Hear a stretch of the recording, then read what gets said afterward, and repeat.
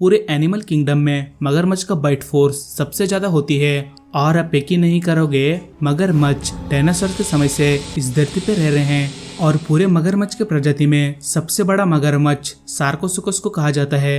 ये इतने खतरनाक हुआ करते थे कि विशाल के डायनासोर भी पानी पीने के लिए भी कांपते थे, क्योंकि ये दानव जैसे ही कोई जीव पानी पीने आता तो तब ये पलक झपकते ही उस जीव पे हमला कर देता था। और दूसरी तरफ मोसासरस, जिसे धरती पे पाया जाने वाला अब तक का सबसे बड़ा जीवों में से एक माना जाता है। और आप यकीन नहीं करोगे, इकिसोरस विलुप्त होने में मोसासरस का भी हाथ है। लेकिन क्या सार्कोसुकस मोसासरस जैसे खतरनाक जीव को भी हरा सकता है, या फिर मोसासरस अपने विशाल के शरीर की मदद से सार्कोसुकस को मौत की नींद सुला देगा?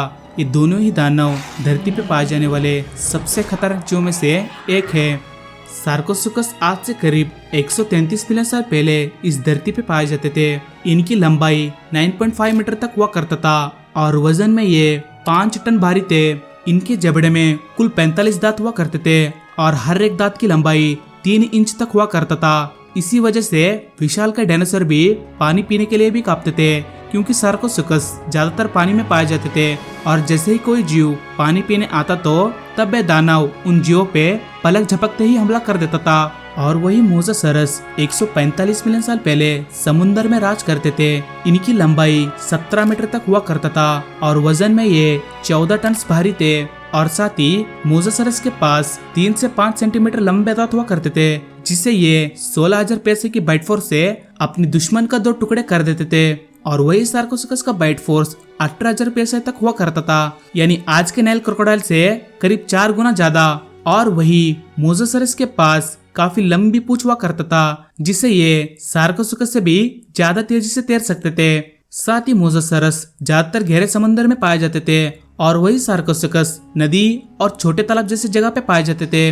अगर इनकी लड़ाई गहरे समुद्र में हो जाए तो तब इसमें कोई शक नहीं कि मोसासरस ही जीतेगा, क्योंकि मोसासरस सार्कोसुकस से आकार में बड़ा है। और साथ ही मोसासरस एक मैरीन रेप्टाइल होने के कारण इन्हें सांस लेने के लिए पानी की सतह पे आना नहीं पड़ता। और वही सार्कोसुकस एक मगरमच्छ होने के कारण इन्हें सांस लेने के लिए हर 1 या 2 घंटे में पानी की सतह पे आना पड़ता है। और ऐसे समय में मोसासरस अपने लंबे नुकीले दांतों की मदद से सार्कोसुकस पे हमला करेगा और इस तरह सार्कोसुकस हार जाएगा।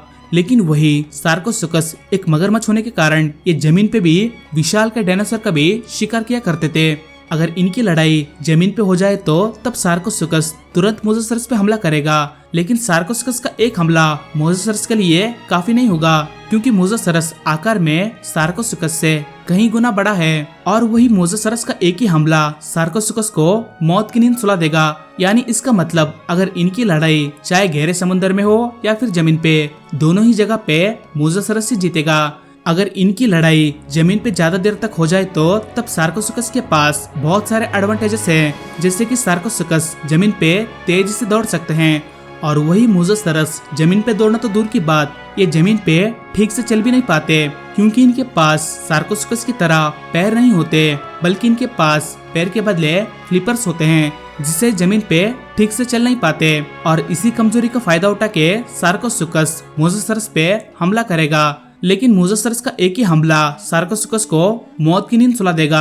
बाकी आपको क्या लगता है, अगर सार्कोसुकस और मोसासरस के बीच लड़ाई हो जाए तो कौन जीतेगा? कमेंट सेक्शन में हमें अपना राय बता देना। अगर आपको ये वीडियो पसंद आए तो प्लीज इस वीडियो को एक लाइक कर देना और हमारे चैनल पे नए हो तो प्लीज चैनल को सब्सक्राइब करके बेल आइकन को ऑल पे क्लिक कर देना। फिर मिलता है ऐसे एक रोमांचक वीडियो में, तब तक के लिए अपना ख्याल रखना।